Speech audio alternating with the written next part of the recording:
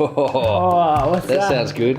Hey guys, this episode of the Broccoli Roast is brought to you by Forage Cereal. If you want to get your hands on some forage, head to where? Well, to your Nice Life website because... No, it's the Forage Cereal website. No, they go to Nice Life, don't they? No. Oh. You can go to Nice Life and get everything else, but go to foragecereal.com and enter the discount code BROCCOLI. Spelt? BROCCOLI. Yeah, because if you spell it wrong, we've actually put You guys spelled it wrong. No, Rebecca did. Ah. Don't blame me. Blame someone else. No, we've actually got it in there both ways. So if you spell it correctly or incorrectly, you'll still get the discount. Okay, so you get 10% off. If you want to support the show, head along to that. If you want to check out some forage cereal, I had some for brekkie this morning. Head along to foragecereal.com. Woo! Damo, welcome to the Broccoli Roast. Oh, so great to be. I've been waiting, to be honest. I've been waiting. I'm your number one fan. I actually leave it on repeat just in terms of, so it has more views. Oh, that's nice of you. Yeah. Just a bit of punch up of the algorithm. Mm-hmm. Yeah, it helps, I think. It's a big thing, the algorithm at the moment. Well, it's just changed. I just received another message saying that the algorithm's just changed. Who said that? Melbourne IT. Jeez. How's that? Why? Again? We must have been getting too many likes. You can't keep up. Can't do it. Too many free likes. Too much organic traffic. But it's the thing, isn't it? There's this oversaturation of businesses on Facebook. So Facebook is saying, well, we need to limit it somehow. And the barrier is going to be cost. I just thought it was, another ploy to stop us from being organic. Yeah, maybe. Yeah, it's just another thing. Let's not go down this organic road. Organic reach. It's contagious. Pesticide reach. Yeah, let's go down the paid, funded, bought, big corporate reach. It's the only way you get noticed. Do you do any Facebook advertising? Yeah, I do. Yeah. You have to these days because you can't get visibility. Yeah. Same as Instagram. You used to be able to just be Insta famous, but you can't be. Yeah. You got to be Insta paid now. You get a huge disparity between photos on Instagram now. Like if I put up just a generic surfing photo, which I like to do, I get 80, 90 likes, and then you put up a quote about health or blah blah blah, 600 likes. Yeah. It's like, how's that disparity normal? It's weird. Yeah, it's strange, isn't it? Maybe they don't like your surfing ones. Yeah, no, people just don't. People don't like it. Interested. Kale's a surfing. I know, but it's the only thing I'm interested in. But maybe they're a bit jelly. They could be jelly. They're going, he's got such a life. Look at that. He's got such a nice life. Like that. Plug. Little plug. Like that. I do have a good lifestyle though. Mate, your lifestyle is incredible. Yeah, I'm lucky. No, you're not. It's because you built it. I did. Yeah, so people go lucky. But some people go, oh, geez, Damo, you're so lucky you travel so much. Oh, well, yeah. I see that and I go, nah, he worked for it. You have to work. You got to keep on working for it. But I love being in different places, but I don't love travelling, if that makes sense. Yeah, the grind. Oh, the plane time. It gets so annoying, hey? What's the worst part of it? You want to know what the worst part of travelling is? The worst part. What's your worst part? These nostrils, right, were built for smelling, right? So I can smell stuff. And so I hate it when people have fallen asleep and they're farting, or the person behind me's had a fart. Yeah. I really hate it. There was a bloke last night who crop dusted in the plane. And so, He's walking there through. I am. He's just walked past and this big waft, big cloud, dirty brown cloud. And it can hang around for a little bit. I hate it. And then the other thing is when people fall asleep and you've been on the plane for long enough that their mouth's dried out and the bacteria have gone a little bit, got excited. And so they're like, and that's frustrating. Breath spills out over you. It's gnarly. Terrible. I had one guy... Oh, this is, I reckon, on the last trip. I had noise-cancelling headphones. I could still hear him snoring through that. Over the plane noise. That's hard. Through the noise-cancelling headphone into my ear. That's terrible. Gnarly. That's gnarly. It's gnarly. That's gnarly. That's hard out. What's that? That's a Kiwi thing. Is it? Yeah, hard out. Hard out. It's hard out. Yeah. Really? Yeah. Hard out. How was New Zealand? You were just there. Christchurch, huh? No. Queenstown. Queenstown. Went to Queenstown. This global warming thing that's happening. Yeah. Well, some people think it's happening. Yeah. And the government doesn't think it's happening, here in Australia at least. The government doesn't think much is happening in Australia. They're pretty complacent, aren't they? Well... Just trading carbon across the table. I'll take 6 carbons for your 5. Yeah. I don't want 7. Just give me 6, and I'll pretend to plant a plant. I won't water it though, because that's going to use resources. But this global warming thing, we were there. It was beautiful. I got a little bit sunburnt sitting outside. The very next day, went for a swim in Lake Wakatipu. Lake Wakatipu. Yeah. Tipu. Yeah, Lake Wakatipu. And it was cold, like 4 or 5 degrees. We stayed in the water for 5 minutes. Oh, 5 minutes? Yeah, that's pretty solid. Solid. Well, I was definitely... Definitely not solid at that point. It was well retracted. And we got out of the water, and this breeze comes across the water. So it's gone from like flat like a lake, because it's a lake, and then it's turned choppy like the ocean. And then it snowed. Only like a couple of hours later, it was snowing. So we've gone from sunburn the day before to snow, and now it's back to being summertime again in Queenstown. Yeah. So there's definitely some crazy stuff happening. And here we are in Sydney today with 140 millimetres of rain falling in some areas of Sydney. Like crazy. We don't get that sort of weather in Melbourne. It only happens in Sydney. This morning, I woke up and I actually opened the doors because I wanted some fresh air. And the rain was so intense, it was splashing off the balcony and splashing into the house. Wow. So everything was like wet. Did you just burp? I just burped. It's a forage burp. That's hilarious. Do you find when you start talking, if you haven't talked heaps for a little bit, like... You can burp a bit? Yeah. Yeah, it's just regulation of the breath, isn't it? Yeah, okay. That's so fine. It's just you swallowing, gulping. Feel better? Gulping air. What else is new with you? Busy end of the year? This time of year is pretty tricky for people. Yeah, this is my busy part of the year. So pretty much from now through till the end of March, I'll probably be involved in 20 different seminars or events. Wow. So more than half of my speaking engagements occur in only half of the year. And 2 of those months are out.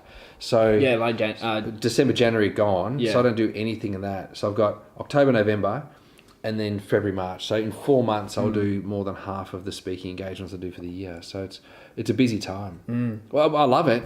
I love speaking. There's no doubt about it. But yeah, it's a busy time. I'm looking forward for a little break, actually. Heading off to Hawaii with Jackson. We're having a little bit of a man break. Is that his present for... That's his schoolies. Schoolies. So he didn't go. Didn't want to do schoolies. It's kind of not... It's average. You know, when you're raising children in a wellness kind of space, like alcohol and getting pissed and, you know, taking drugs. Like, drugs are so unfamiliar in our house. Like, I think Jackson in his life had Panadol at my house once in his whole life. And I think that was after, you know, he had a surgery, like he had a minor surgery. And so he used it once. But... You know, I suppose in different environments where, you know, drug use is common, it's not too big a leap to have to go and, you know, use something that's gone from being, you know... Prescribed to illicit. Yeah. It's not a big leap because you're already aware that stuff can affect your body. Yeah. He was quite fearful of it. Yeah, well, I think I was sort of brought up in a similar sort of way because I was that kid at school who was like... I was kind of the dork, but it was a bit of an anomaly because I was also the surfer and the footy player. Yeah. But I was also the dork who ate healthy and didn't take drugs or smoke weed and you know, do all that sort of stuff. So I can see where he's coming from, but then schoolies for us in South Australia was quite tame. Well, it's Rundle Mall. No, you don't do it in the city. Glenelg. You go down to Victor Harbour. So we just went and hung out at a caravan park for a weekend, basically. With all the retirees. So and they didn't hang around for the schoolies. No, they wouldn't be there. But yeah, that is, I suppose, you know, just because it is called schoolies, I suppose you don't have to behave badly. Like we're seeing the media report at the moment. It's interesting, actually, the media reports what they report. I was in an Uber yesterday with a man, and he was the Uber driver, and he said, I said to him, he said, where are you from? And I said, you know, I grew up in Dandenong, you know, low socioeconomic, you know, family. Grew up in a, you know, very poor area in Melbourne. And he said, okay. I said, where are you from? He said, you guess. I said, all right. Is it somewhere in the world? Where's your guess? Where's that? And he said to me, I said, you give me the first letter of the place and I'll guess it. And he said, no, then you'll get it. I said, all right, so give me a clue. He said, all right, it's the only city in the world where the capital is on 2 continents. What? Yeah. What is that? Hey, so I got it right. It's Turkey, right? So it's Istanbul. Turkey. Oh. It's part of Asia and Europe. Oh, no way. I didn't realise that. Way. So we got that, and we were talking about it. And he said, "Have you been to Turkey?" I said, "No." He said, then we started talking about, America and how the crime rate in America is off the scale. You know what I mean? Like, people get shot at on a daily basis. There's a massacre. Yeah. People get killed all the time. I actually didn't know that in Australia, every 24 hours, a woman is killed. Maybe it's every week. It's something massive. Really? Killed by her partner. How does she come back alive? Not the same one. Not the same one, Kale Broccoli. I shouldn't joke about that, should I? No, yeah, no, that's not good. You don't want to diss that. No. The scary thing about that, and that's the reason why we've got white ribbon and polished man, those sorts of causes. Yeah. Trying to end violence against families or violence against children, violence against women. Because men behave badly. Anyway, we don't hear that in the media. And we hear how dangerous Turkey is. We hear how there's terrorists. We hear how dangerous, things are, almost in order to make people do things out of fear. Yeah. And we see that in Australia. In particular, we see that in Australia and even in our health space. We see it in the health space. Totally. I mean, people are very motivated by fear of things, fear of something bad happening to them. But and you see it even... Well, you don't even have Wi-Fi. Actually, you have Wi-Fi, but you don't have we do. Google. We turn it off, though. You don't have Google. No, I'm not going to put that stuff in my house. So this guy has all the spy technology in his house. So he's got the Alexa, he's got the Google we don't have thing, Alexa. just the Google Series. Just Google. And Series. Siri. And you got your Apple Watch. Don't you think that's messing with your rhythms? I don't know. I can't dance. I can't play the drums. And you blue, then you blue, then you jazz, then you jazz. No rock and roll. I can't do that sort of thing, right? So, no. But it's toxic. Yeah, well, that's an interesting thing, isn't it? Because it's not like being here in the middle of Sydney with your big high voltage power lines going across there. Yeah, I know. It's and then an issue. I bet you've got cables running along this wall here. Probs. Is there power points? There'll be power points. And I bet you any money that just next door to you there'll be Wi-Fi and there'll be beaming and there'll be Wi-Fi up there. You can't escape it. I know. It's everywhere. That's why I'm in the ocean every day. Just re-earthing. Picking up those free electrons. Mm-hmm. Well, that would work. It does. Yeah. It's quite anti-inflammatory, the surfing lifestyle. Well, that's an interesting comment. Anti-inflammatory. I heard someone Expand. say... Well, I just heard someone say the other day... in fact, I read it. There was 10... it's the inappropriate use of words. Was that an inappropriate use of words? Well, what inflammation are you going to have in your body? From what you just mentioned, like the PowerPoint, the Wi-Fi up there. Does it cause power inflammation? lines to set. Does it? Oxidative damage, is that not inflammation? Well, oxidative stress is just a normal part of the way in which the body responds to the environment. It does it all the time. Excessive oxidative damage? We could have more oxidative damage than Wi-Fi, I'm sure. What do you reckon? Like the 3M spray on your couch over there. 3M? What's that? Yeah, that couch material would have been sprayed with 3M. Yeah. Like to protect it from being stained. It's heavy, eh? Yeah, it's everywhere. It's everywhere. So there's oxidative damage, but a lifestyle that's anti-inflammatory, I suppose, is the approach. And that's a diet that's rich in vegetables and fruits. Good quality proteins. Whole food is what we're after. And that's an anti-inflammatory diet. It's interesting because you wonder then, why then are we chasing this anti-inflammatory lifestyle? Because people are inflamed.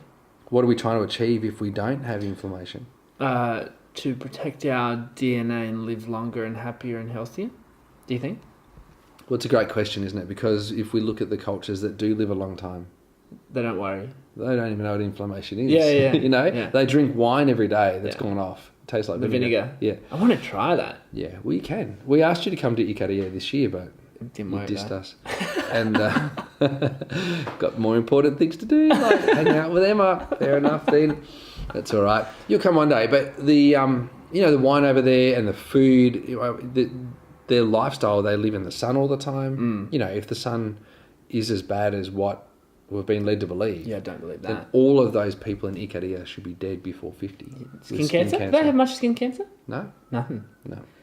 Isn't that interesting? They're not whacking sunblock on. Maybe it's their ozone protection. Yeah, right. I don't know. Let's find a reason. Australia's pretty intense. Like, I will say that. Like when I was in Africa, we would go out in the sun all day, No sunburn. Yeah. And I don't really wear sunscreen unless I'm surfing. We definitely burn easy down here. So it's intense here. Yeah, and I think the key message there is not that we're saying don't wear sunscreen. We're just saying don't burn. Yeah. So don't be in the sun for long periods of time and, adapt to your environment. I honestly don't believe that sunscreen is the answer for prevention of skin cancer. And particularly when, we definitely know that sunscreen stops people from burning, but does it protect us from skin cancer? Skin cancer rates in Australia are the highest they've ever been. Yeah. We've got BCCs, SCCs, and melanoma rampant at the moment. And melanoma, interestingly, appears in locations that are less exposed to the sun. Yeah. So, but there's the Cancer Council doesn't talk about that. Banana boom. They're not interested. Phenomenal. I remember talking about this ages ago when I first started and when I was shooting from the hip a little bit. I was like, nah. I was like, nah, sunscreen's toxic. Yeah. And I got slammed on Facebook. Yeah. Yeah, we've got to be careful. And Australia likes to believe this thing called evidence. With ignorance to other evidence that's not scientific. Yeah. So people, instead of using science to help them ask more questions or better questions, they use science as their proof. Yeah. Proof comes from testing, and so you might get a scientific, hypothesis, and then you test it to see what actually comes of that, and then you test the answer against another hypothesis to see if it's continually true. But the idea is that science is the answer is wrong. It should be science is the method by which we come to better clarity. I like that, because science is continually proven to be wrong and outdated. Yeah, some people actually reckon that Einstein was wrong with his theory of relativity and in the splitting of the atom and all those sorts of things. So they're trying to find ways in which things can be done differently, if not even better. So I think that's a good pursuit for us to have, just because we think that something's right now. Maybe in 10 years' time we might go, oh my gosh, I can't believe we were doing that. But don't believe just because the science says so that it's correct. Yeah, but I suppose a lot of people now, and even myself included, are basing decisions and actions off of science, off of microbiome science, for instance, or probiotic science. But I mean, how do you filter through what's real and what's not? And I suppose, well, for me, I think of philosophy, but yeah, philosophy I think is the key. And so, without a philosophy, then you need to be guided by something that you rules believe in, right? Yeah. So, and we don't believe in God as much as what we used to. These days, there's big pockets of the population that have no faith in anything that's of grand organised design. So they don't believe in that. So they're looking then. So science is now the belief. So people go, I don't believe in nutrition, or I don't believe that food is useful, or I don't believe that chiropractic works, or they don't, it's about a belief thing. Because they haven't seen the evidence. And the evidence might be, scientific evidence or scientific proof that they're looking for. Anyway, boring subject. It's interesting though. Boring. I find people's behaviour interesting. You know what I said on the podcast the other day? And someone pointed this out to me. Jay was like... Jay was like, so why do you do what you do? Do you actually, do you just really care about people? And my answer was no. I was like, I don't really. But I need to qualify that. You do actually care about people. I do. But not in the way that I actually want to go in and help everyone. That's not how I want to do it. I'm much rather, and I think I said this to Jay, I'm more interested in sort of pointing out injustices and trying to inspire people from afar. Whereas that's quite different from a practitioner sense where you are actually getting in and caring for people. Yeah. So you're a one-to-many kind of approach. And the whole one-to-many approach is unreal. But I suppose so am I from a speaking perspective and a media perspective. But in my day-to-day consultation perspective, it's, one-on-one. So, yeah, you still care. Yeah, still care. Otherwise, you wouldn't do it. Yeah, you can't not care and be in health. Yeah, you'd make more money somewhere else, I'm sure. Oh, absolutely. Yeah. There's no doubt. There's no doubt about it. Like I look at people who are selling stuff that's bad for you or selling money. They make a fortune. Yeah. Yeah, because you can. Yeah, it's really interesting. But why? Your lifestyle is interesting, Kale Broccoli. I often think about it and go, wow. It kind of almost stresses me out a little bit because it's like you are working on rocks. So if you were rocks. given rocks and pebbles and sand, and there was like this many rocks and pebbles and sand, and you've got to fit it into a bowl that's this big. Yeah. What are you going to put in first? I don't know. I was lost. So you got your rocks, your pebbles and sand. You start with the rocks, and then you put the pebbles on and like put all that around, and then pour the sand over the top, and all the sand will filter through and fill in the gaps, right? Okay. Mm-hmm. You work on rocks. You know what I mean? And I tend to work on sand and pebbles. And so I work on smaller projects and little things. Yes. I see. And I try and do lots of little things, and that's why my plate's unbelievably full. Yeah, it right? is. Now look at you, and you're working on these rocks, and when the rock comes off, it's big. Like the Gut movie is massive. The Gut Summit, huge. Your books, you know, Nice Life, all of those sorts of things are really, they're big and they're grand and they're massive. And so you're looking for that, I don't know, it's a Hollywood thing.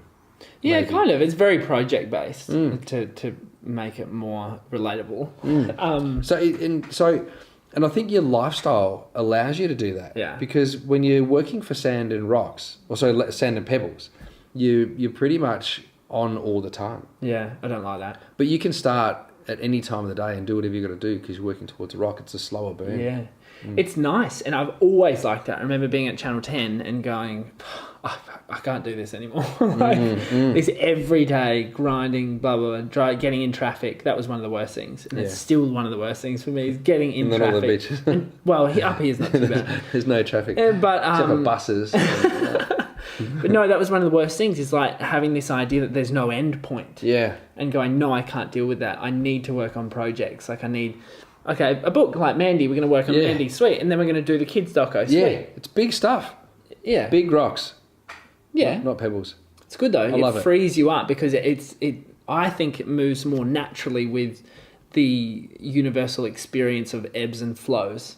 Tidal. Being busy tidal. for 3 months and then being not busy at all for 6 months in Europe or whatever. Yeah. Like that sort of stuff. Yeah, you're riding the rip. Surfing the rip. So, what are you doing? Yeah, you wouldn't say that, but yeah. What are you doing?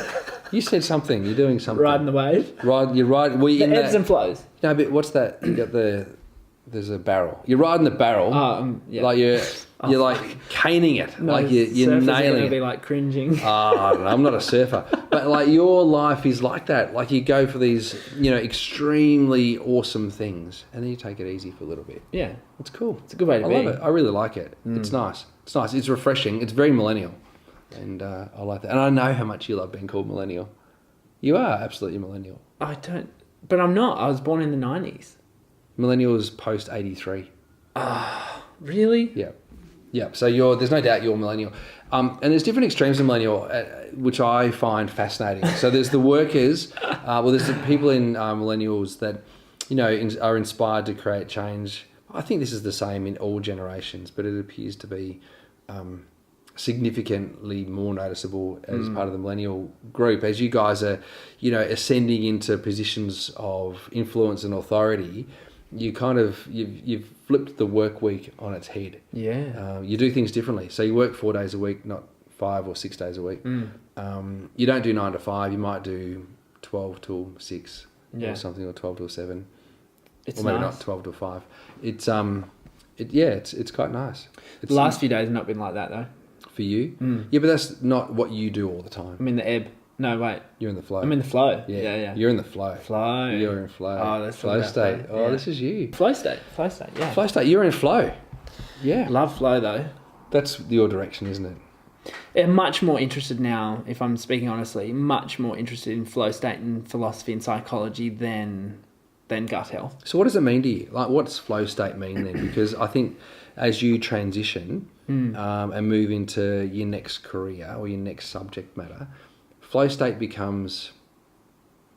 It's definitely a conversation that more people are having. And again, you're at the tip of the iceberg, you're the curve, you're there, you're the leader, the pioneer. You're the pioneer in gut, you're the pioneer, you're all that sort of stuff. Like you brought stuff to the forefront. I envisage that you'll bring flow state to the forefront. What is flow state? So essentially it's the technical term is transient hypofrontality, which is a shutting off of the prefrontal cortex. Shutting it off. Well, no, quietening it down quite significantly. So this is the blank we lighting. might call it the conscious brain, if you will, which is the area where the voice, like the ego is centered. The noise. The noise. It's the noisy part of the brain. So you're taking that out of taking it out of the equation, which allows the brain to quieten down, and there's a whole sort of chemical cascade which occurs, which I'm still not on top of. But essentially, it allows the brain to sort of maintain its neuroplasticity, and also there seems to be a sort of cascade effect, neurobiological cascade effect, which just has a positive impact on mental health. And there's sort of, I guess the studies are still pretty early and stuff like that, and as much weight as you want to give studies, but they're sort of considering people in flow state to be a lot healthier and happier and more fulfilled. And you can measure that. Well, based off, I guess, a lot of self-reporting. Okay. That's the limitation with this whole thing, is because you can't measure someone's happiness and go, okay, yep, 6 points for your happiness. It's like, how happy are you? Well, it's the VAS thing, isn't it? Like a visual analog scale. Yeah. It's so subjective. Yeah, totally. I mean, you can reproduce it. Again, we're coming back to evidence, right? So we're coming back to evidence-based approaches to understanding the way in which the body works. But if you've got no scale, like if you just go, well, this is just my life, like this is how I am, how do you describe happiness if you've always just never been sad? Yeah. That's interesting. It is so interesting. And that's why I sort of see those studies that come out like, these people are happier and blah, blah, blah, blah. Like Bhutan. What's that? It's Bhutan, I think. They've got the gross domestic happiness. Oh, that's cool. Yeah, so instead of having gross domestic product, they Yeah. actually measure the success of their population by the gross domestic that's happiness. beautiful. Do you not know that? No. Maybe I'm at the forefront of this. You first are day. at the forefront. You ever come film a doco? Yeah, I'd love to. Not that easy. I'd love You to. can do it if you want. Yeah, I'll just be like in the Gut movie. I'll be the talent. You'll be the main guy. I'll be that guy. You're my go-to Yeah. now. Well, I'll come over and it'll be great. Yeah. We'll go to Bhutan. Bhutan. I Where think is it's that? Bhutan. Maybe it's not Bhutan. Maybe I've got that wrong. I don't know. Bhutan. It's an actual country. Asia. Yeah, it sounds Asian. Maybe it's near Nepal. Sounds like Zoltan. Remember that movie? No. Old. I forgot it. Dude, where's my car? That Sounds film. of it. Yeah. Oh, yeah. How funny is that? You Dude, where's my car? Zoltan. Yeah. Remember? Yeah. No, you don't. That's Ashton Kutcher. Yeah. And who else was it? The other one. I don't know if I saw it. Funny. Bhutan. Yeah, cool. Yeah, so that's quite fascinating. So obviously there's different ways in which you can measure the success of a population, isn't there?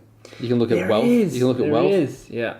I don't know if that brings happiness. That's the only thing that's being measured, predominantly besides Bhutan, apparently. Sickness. Yeah. So you look at where the government spends money. Yeah. So there's all this fear around, the government's going broke because the health systems in these countries are broken. So you look at America, they go, Obamacare, it's going to bankrupt the country. Let's make America great again. So, they kind of throw in their... Undoing all of this work. Oh my gosh. And then you look at Australia and our health spend, I think it's something like 40% of the government's budget now is actually spent on... Is that? Yeah. 40%? 40% is spent on disease care. Like they dropped 7 point something billion dollars on a new children's hospital and it's already run out of beds. Wow. That's a problem. Where's that? In Melbourne. We should have talked about that in the interview. Well, you didn't ask me that Just question. did the kids doco. Yeah. When you're dropping billions of dollars on hospitals and you're dropping billions of dollars on primary care prevention through medication and interventions that bypass normal biological processes. When you're spending billions of dollars on those programs and you expect to get the country healthy, you are absolutely shooting blanks. Like, it's just not right. It's not right. We're doing something wrong if we need more hospital beds for children. Yeah, I agree. Oh, it's crazy though. I mean, we were speaking so everybody knows we're doing the Australian Childhood Health Crisis doco in the lead up to the Mandy release. And today, you and I did our little segment. We talked about Greg Hunt. Yeah. and he's the federal health minister. So far, has dodged all my requests for an interview. Yeah. I've been passed on to someone else. Clearly, children's health not a priority for old Greg. Well, that's probably true. Yeah, There was no money in it for him, is there? yeah. Well, that's the thing. Is that this whole issue is being looked at financially. Yeah.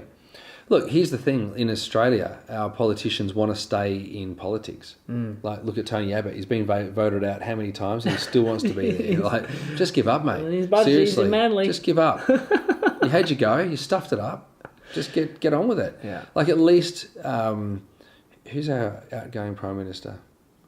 Who's the current one? No, I don't outgoing. even know. Oh, the guy who just left, Yeah. Turnbull. Oh, yeah, Malcolm Turnbull. God, that was like 4 Prime Ministers ago. It's just crazy. Crazy, right?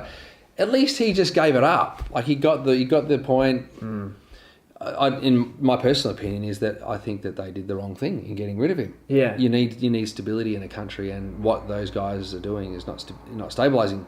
But not going political here, what they're trying to do is save face and save their job rather than actually saving the country. So we're not seeing our health minister Greg Hunt make decisions that is for the health of the country. He's making decisions around policies that force people to make decisions based on funding or based on education, and that's really scary. Like, that's like wielding a club over people's head. You know, you're going to miss out on this unless you do what I say.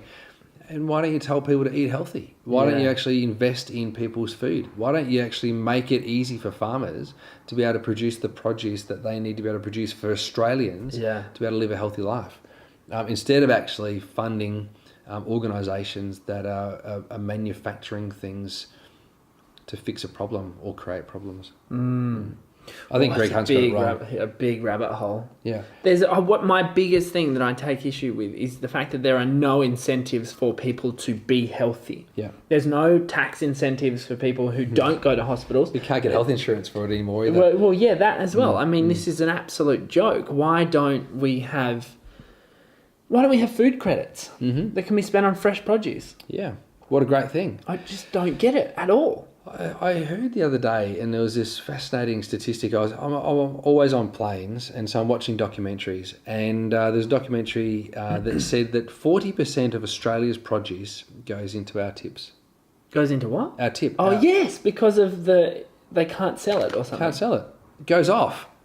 What? So we're charging, let's say it's $3 for an avocado. Let's say 10,000 avocados go off because they're $3.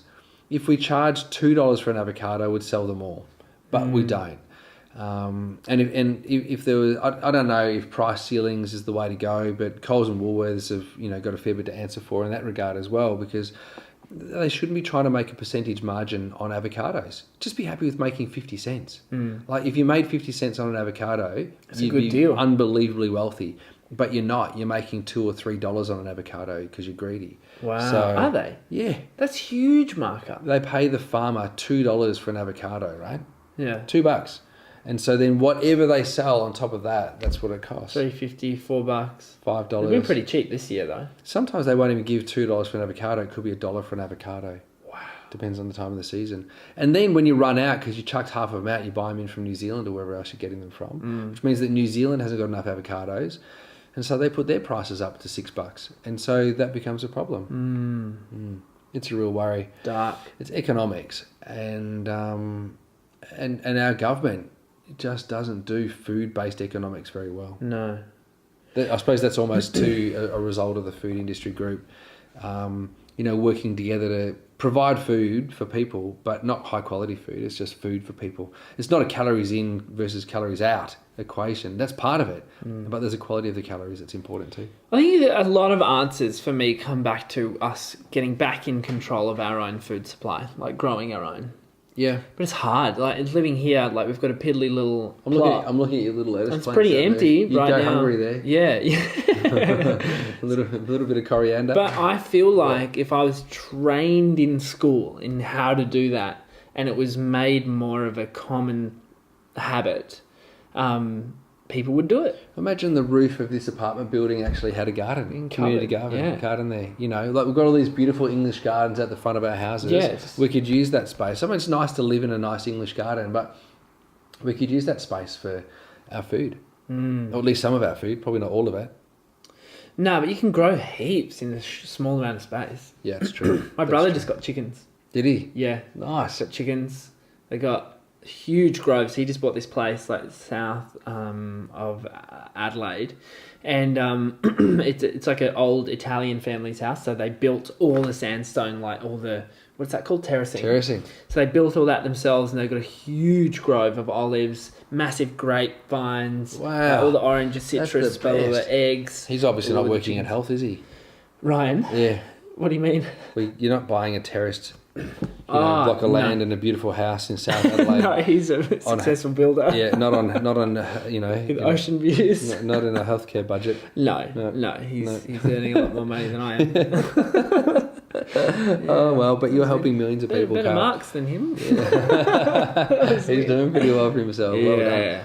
Yeah, but that's true. Like he's got a big block of land and it's all terraced and so it's all set up appropriately. But in this smaller, style living with high density populations and high density living, it's difficult to do that. So we do need farmers, but we need some decisions around it. I think there's a big move towards urban farming happening, and it will happen because there's no way that we can grow, and again, I'm not certain on this because I've heard different theories. There's no way we can grow enough food for the amount of people we're going to have in uncontrollable environments. So I think they are going to move towards that whole shipping container thing where they can control the environment totally so that they don't have to use pesticides, but they still can. So it's going to be hydroponic. Yeah. And, maybe that's not such a bad thing as filler food. And maybe there still will be a lot of micronutrients in like something like a lettuce. Well, here's the thing. What I learned, and obviously we can narrow it down, and this is the part of the problem with having a reductionist thinking, is you go, okay, what's the part of the sun that works? You go, it's the UV light. Mm-hmm. So then you can throw on the UV light onto these little plants, and we know we can grow marijuana with those sorts of things, like you just put that in your ceiling. Is that what you do? I don't know. You seem to be quite knowledgeable. Anyway, I've read about it. A mate of mine did it. And so you've got UV lamps that can actually grow plants, but is that enough? Yeah. Like, is that enough? For me, the bugs getting on the plant and the bees doing their job and the sun getting on the plant, it creates something different. Like there's a different energy in it. There's a guy that Anthony Golay interviewed on Overfed, Undernourished. Yeah, okay. And he talks about trying to get more sun, like food that sees sun is better for your body. Because there's a higher photo stress or something. Yeah, it's like the grapes being attacked by the fungus and they develop resveratrol as a defense. As a defense. Yeah. This is it, like as a clever thing. So I remember doing, might be very early high school biology, and we're talking about photosynthesis. And that happens with the sun. And so we can be very reductionist and go, what's the part of the sun that works? And we use just the UV. But if we look at aspirin, for example, what's the part of willow bark that works? It's the salicylic acid. If we look at what's the part of digitalis officinalis, foxglove, that works for drugs for angina, you would go, it's the digitalis component. So you just rip that out. But then there's side effects with that. And so what's the long-term effect of not using the sun to grow our vegetables? Yes, we can top up the nutrition and provide all the phosphorus, potassium and nitrate for the plant to grow. But the minerals... 3 of the 80 minerals and trace elements we need. Right? Yeah. What are everything else that we need and we require? And does the plant then produce the same type of vitamin content without the sun, just using the UV rays? Like, these are questions that I think we all should be asking before we move to just growing stuff with hydroponics. Yeah. Tomatoes taste different, I've got to tell you. Yeah, totally. Tomatoes are different. We've got too many people, though. There's too many people. Well, that's one way of looking at it. Or we're looking for ways of farming that are not sustainable at the moment. So we've got to fix that. We grow a lot of European crops on Australian soil. That's difficult. It's so illogical to me. That's difficult. They require a lot of water too. Crazy, man. And re-fertilisation of the ground. And yeah, that's right. It's just bizarre. Yeah. It's interesting. Jeepers, we've covered some things in this podcast. What are we doing? What else we got? We should. We got the Gut Summit. Gut Summit. That's a big deal, mate. Oh, mate, I'm so excited. When we went to Perth. Oh yeah, we went to Perth. I was buzzed.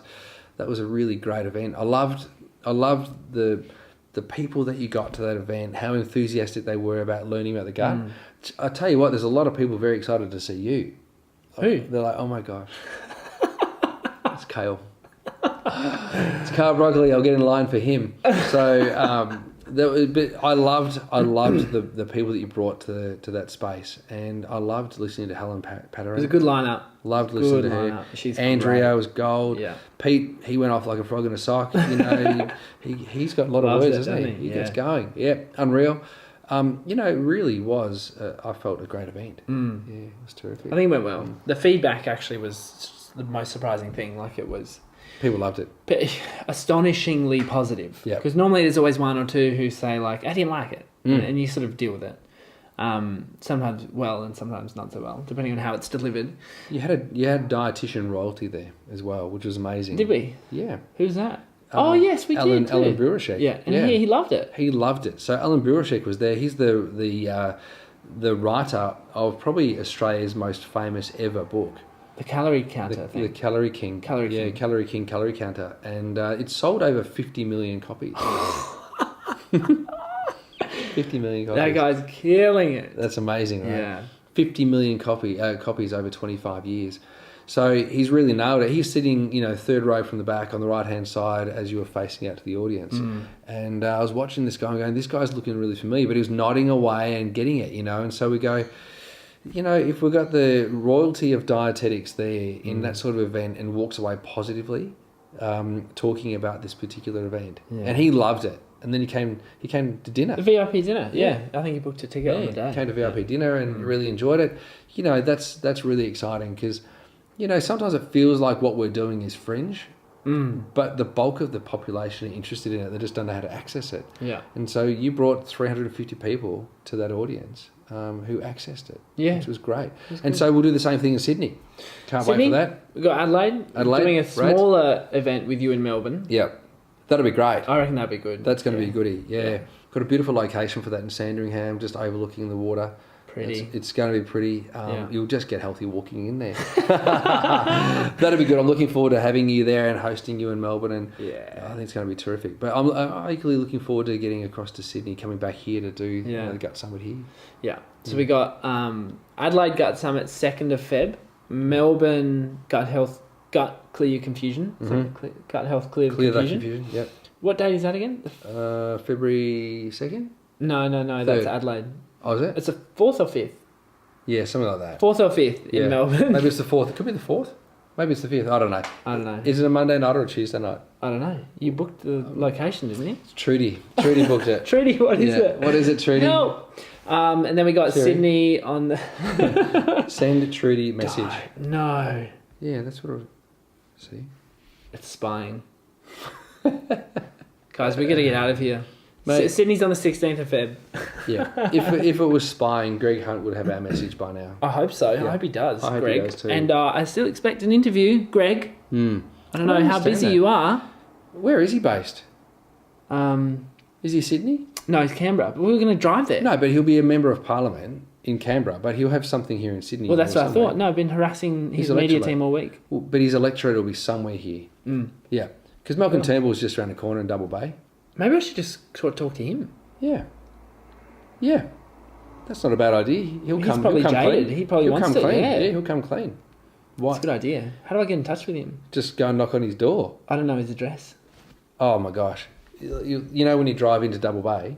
I don't even really know. That's like Mosman area. It's eastern suburbs. Oh, so it's like Bondi way. Yeah. So you drive in Double Bay. On the right-hand side, you've got Zulu. You've got New Zulu. Sharing his address with everybody. No, not his home address. His work address. That's where his office is, right? So you've got New Zulu, which is a new branded, news curating company. Yeah. That he has shares in, by the way, and of course, but he's just there.